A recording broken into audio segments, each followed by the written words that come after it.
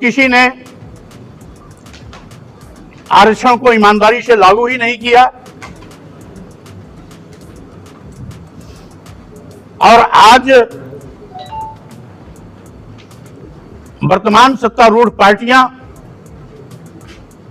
तो आरक्षण को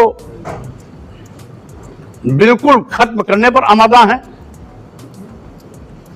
यानी जिस संविधान की शपथ लेकर के संवैधानिक पदों पर चुन करके प्रधानमंत्री और मुख्यमंत्री के रूप में बैठे हुए हैं, वो भारतीय संविधान द्वारा प्रदत्त अनुसूचित जाति, अनुसूचित जनजाति और पिछड़ों के आरक्षण को खत्म करने पर आमादा है, जो न केवल संविधान पर खतरा है बल्कि इस देश के अनुसूचित जाति, अनुसूचित जनजाति और पिछड़ों की अस्मिता के साथ भी क्रूर मजाक है और फिर से उन्हें धन, धरती, शिक्षा, सम्मान से साजिश के तहत वंचित करने की एक गंदी सोच है, जिसको भापते हुए अनुसूचित जाति, अनुसूचित जनजाति और पिछड़ों के सम्मान स्वाभिमान की राजनीति करने वाले वो सभी राजनीतिक पार्टी एकजुट होकर यथास्थितिवाद का मुकाबला करेंगे, संविधान की भी रक्षा करेंगे। साथ ही साथ बाबा साहब डॉक्टर भीमराव अंबेडकर जी ने जो संपूर्ण राष्ट्र भारत की कल्पना की है, उस भारत की भी अस्मिता को बचाने के लिए एकजुट होकर के सड़क पर अगर उतरने की आवश्यकता होगी तो उतरेंगे भी, क्योंकि कुछ ऐसी यथास्थितिवादी ताकतें आज संपूर्ण राष्ट्र भारत पर भी सवाल खड़ा करते हैं। जब हिंदू राष्ट्र की मांग करते हैं तो हिंदू राष्ट्र की मांग के पीछे उनके वो दूषित मानसिकता है जो आज भी इस देश के दलितों, आदिवासियों, पिछड़ों को जानवर से बदतर जिंदगी जीने के लिए मजबूर करते हैं। कमोबेश परिस्थितियां आज पूरे देश और प्रदेश में ऐसी दिखाई पड़ रही हैं। बड़े पैमाने पर आज दलितों और पिछड़ों को मूली गाजर की तरह काटा जा रहा है, मारा जा रहा है, जलाया जा रहा है, कहीं पर उन पर पेशाब किया जा रहा है, कहीं मलमूत्र लेप करके उनको बेइज्जत किया जा रहा है, कहीं सिर मुड़ा करके उनको गांव में नंगा घुमाया जा रहा है।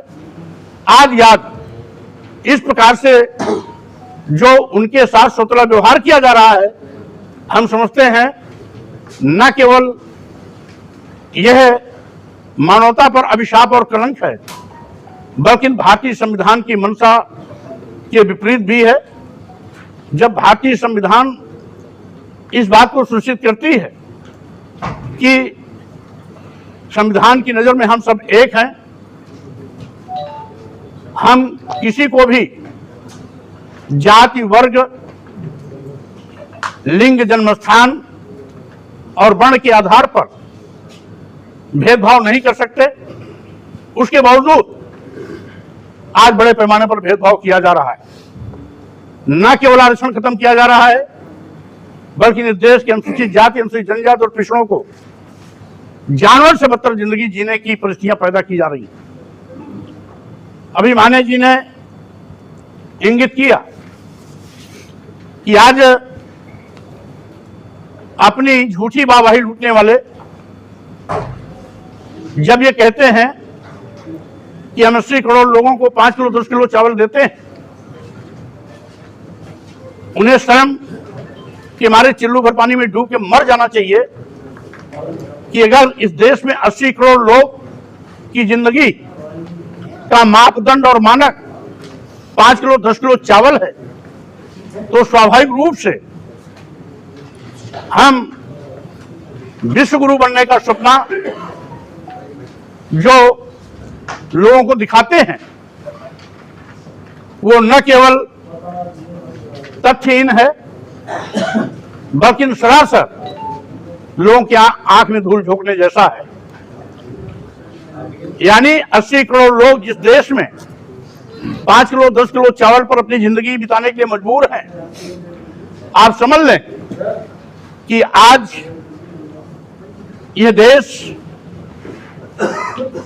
कितना पिछड़ा हुआ है, जहां पर लोग अपने पैरों पर खड़े होकर के राष्ट्र को समुन्नत बनाने में अपनी भूमिका निभा सकते, वो केवल 5 किलो 10 किलो चावल पर लाइन लगाने के लिए मजबूर है। यह है हमारा वर्तमान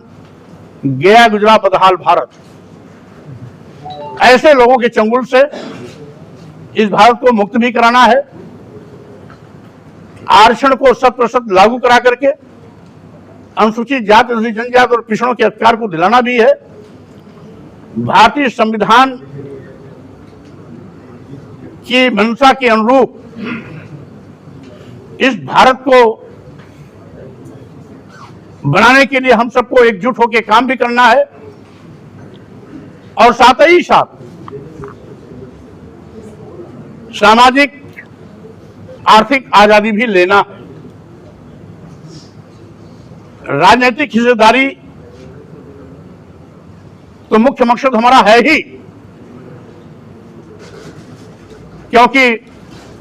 मानवर कांशीराम जी कहते थे कि सत्ता वो चाबी है जिसके माध्यम से सभी प्रकार के दरवाजे खोले जा सकते हैं। अगर सामाजिक आर्थिक आजादी लेनी है तो भी सत्ता के माध्यम से ही वो संभव है। इसीलिए आज भारतीय बहुजन अलायंस की आवश्यकता पड़ी है, जो हमारे देश के तमाम राजनीतिक पार्टियों के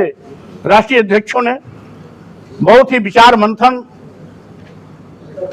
आपसी विमर्श और बहस करने के बाद तय किया कि ये देश की आवश्यकता है, समय की आवश्यकता है। साथ ही साथ जो आज 90% आबादी है, उसके हकों पर डकैती 10% लोग डाल रहे हैं, उससे लोगों को मुक्ति दिला करके समानुपातिक हिस्सेदारी भी इस देश के बहुजन समाज को दिलाने का काम करना है। इसी नियत से भारतीय बहुजन अलायंस की घोषणा की जा रही है। आज देश हो या प्रदेश हो, तमाम ऐसे छद्मवेशी लोग भी हैं जो दलितों और पिछड़ों की दुहाई तो देंगे, लेकिन मौका आने पर उनका गला काटने से भी बात नहीं आते, यानी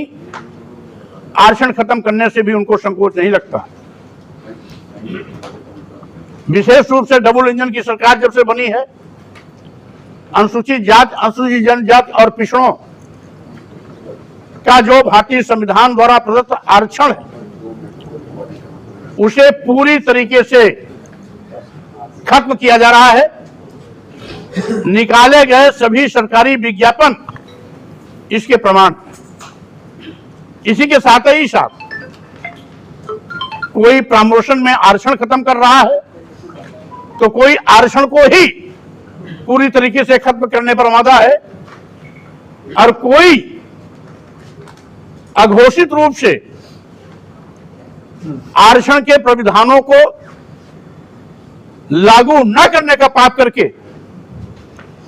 इनडायरेक्ट वे में वो भी अनुसूचित जाति, अनुसूचित जनजाति और पिछड़ों का हक मारने की कोशिश करता है। इसीलिए इन सभी बिंदुओं पर बहुत ही गंभीरता और गहन विचार करने के बाद आज आप सभी लोगों के सामने भारतीय बहुजन अलायंस की घोषणा की जा रही है। हम समझते हैं हम लोग संयुक्त रूप से मिलकर के आगे काम करेंगे और साथ ही साथ एक दूसरे के सहयोग से इस देश के अनुसूचित जाति और पिछड़ों के न केवल सम्मान स्वाभिमान की रक्षा करेंगे, बल्कि संविधान की भी रक्षा करेंगे और यथास्थितवादी ताकतों को धूल चटाने के लिए हम आगे मजबूत संघर्ष के साथ अपने इस अलायंस की उपस्थिति भी दर्ज कराएंगे। इन्हीं शब्दों के साथ में मैं सभी राजनीतिक पार्टी के राष्ट्रीय अध्यक्षों को पुनः धन्यवाद देता हूं और साथ ही साथ विश्वास और अपेक्षा भी करता हूं कि आज जो भारतीय बहुजन अलायंस की घोषणा की जा रही है, हम एक सूत्र में बंध करके संयुक्त रूप से बाबा साहब के सपनों को साकार करेंगे, मानव खासी आम के सामाजिक परिवर्तन आंदोलन को आगे बढ़ाएंगे